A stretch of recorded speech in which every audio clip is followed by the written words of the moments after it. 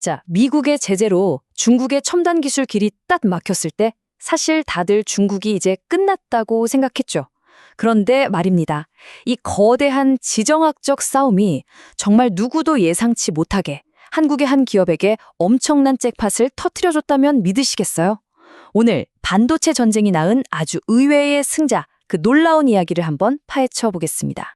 이 한마디, 이게 그냥 나온 말이 아니고요. 한 자동차 회사 임원의 입에서 나온 절교에 가까운 말이었습니다.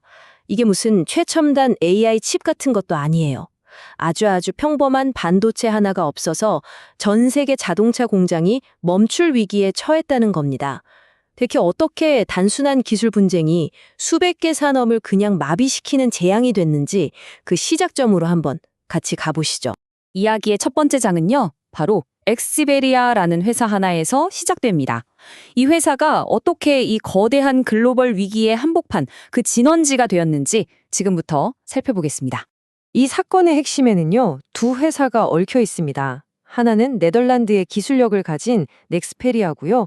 다른 하나는 그 회사를 돈으로 인수한 중국의 윙테프입니다. 유럽의 기술과 중국의 자본, 이 조합이 어떻게 글로벌 공급망 전체를 무너뜨리는 폭탄의 뇌관이 되었을까요? 여기 타임라인을 한번 보시죠. 와, 정말 숨쉴 틈도 없이 사건이 터집니다. 9월에 네덜란드 정부가 안보를 이유로 CEO를 해임하니까 바로 다음 달인 10월에 중국이 보복하겠다면서 부품 수출을 막아버려요. 근데 이 작은 균열이요, 불과 2달 만에 지구 반대편에 있는 혼다, 닛산의 공장문을 닫게 만드는 거대한 파도가 될 줄 누가 알았겠어요.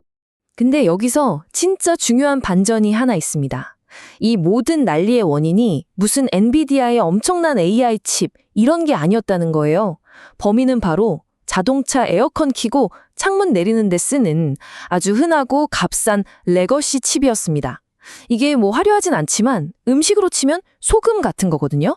없으면 아예 요리가 안 되는 거죠.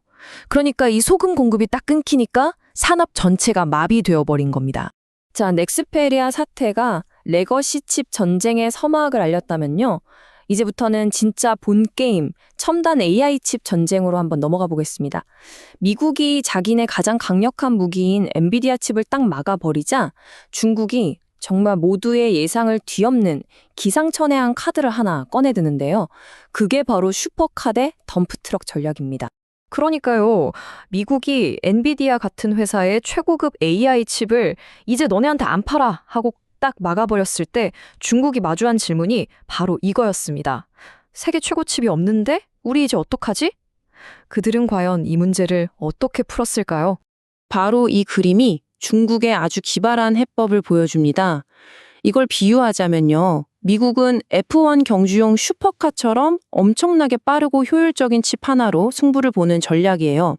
반면에 중국은 오케이, 올해는 슈퍼카 없어. 대신 속도는 좀 느리지만 덤프트럭 수만 대를 동원해서 데이터를 한꺼번에 실어 나르겠어 하는 거죠. 기술력이 부족하면 물량으로 밀어붙이는 그야말로 인해전술식 접근법인 셈입니다. 와, 근데 그 덤프트럭의 수가요, 자그마치 15,000대입니다. 성능이 좀 떨어지는 자국산 칩 15,000개를 하나처럼 쭉 연결해서 엔비디아 칩 하나의 성능을 어떻게든 흉내 내보겠다는 거대한 도전이 시작된 거죠. 어떻게 보면 좀 무모해 보이기까지 합니다. 바로 이 지점에서 누구도 예상치 못한 연쇄 반응이 시작됩니다. 생각해보세요. 슈퍼카에는 당연히 최고급 휘발유, 즉 HBM 같은 최첨단 메모리가 필요하겠죠. 그런데 덤프트럭 15,000대에는 뭐가 필요할까요? 바로 엄청난 양의 보통 휘발유, 그러니까 일반 디램이 필요해진 겁니다. 이 전략 하나가 메모리 반도체 시장 전체에 전례 없는 수요 폭풍을 몰고 온 거죠. 자, 그럼 이제 중국의 이 덤프트럭 전략이 낳은 아주 놀랍고도 역설적인 결과, 그리고 이 전쟁의 진짜 승자가 누구였는지 드디어 공개할 시간입니다. 이 엄청난 양의 보통 휘발유 수요의 최대 수혜자는 바로 삼성전자였습니다.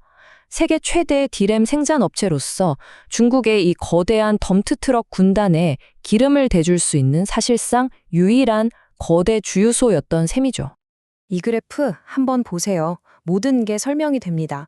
중국의 덤프트럭 전략이 본격적으로 시작되자마자 디램 가격이 말 그대로 수직으로 상승하면서 무려 4배나 폭등했습니다.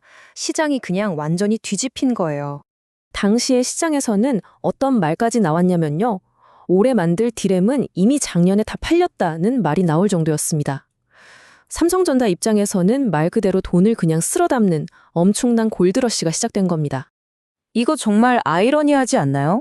중국의 기술 발전을 막겠다고 미국이 휘두른 제재라는 칼이 오히려 미국의 핵심 동맹국인 한국 기업에게 엄청난 이익을 가져다 준 셈이니까요.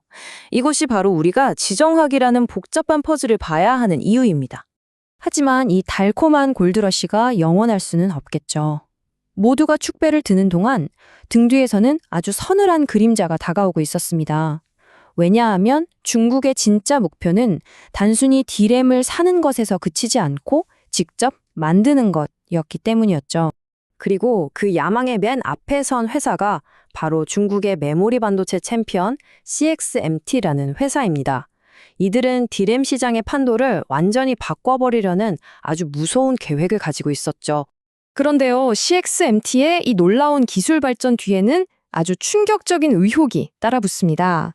바로 삼성전자에서 유출된 것으로 의심되는 국가 핵심 기술 때문입니다.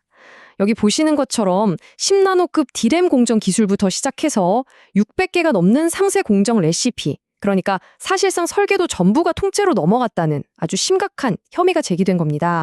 이게 뭘 의미할까요?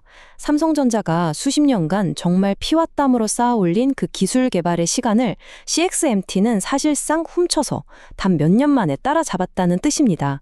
이건 그냥 단순한 기술 유출이 아니에요. 시장의 규칙 자체를 바꾸는 게임 체인저가 될 수 있는 겁니다. 결국 삼성전자는 최악의 시나리오에 직면할 수도 있게 됩니다. 위에서는 HBM 같은 고급 휘발유 시장에서 초격차 기술 경쟁을 벌여야 하고, 아래에서는 보통 휘발유 시장에서 중국의 저가 공세에 맞서 피 튀기는 가격 경쟁을 해야 하는, 그야말로 위아래로 꽉 끼어버리는 샌드위치 위기에 빠질 수 있다는 경고가 나오고 있는 거죠.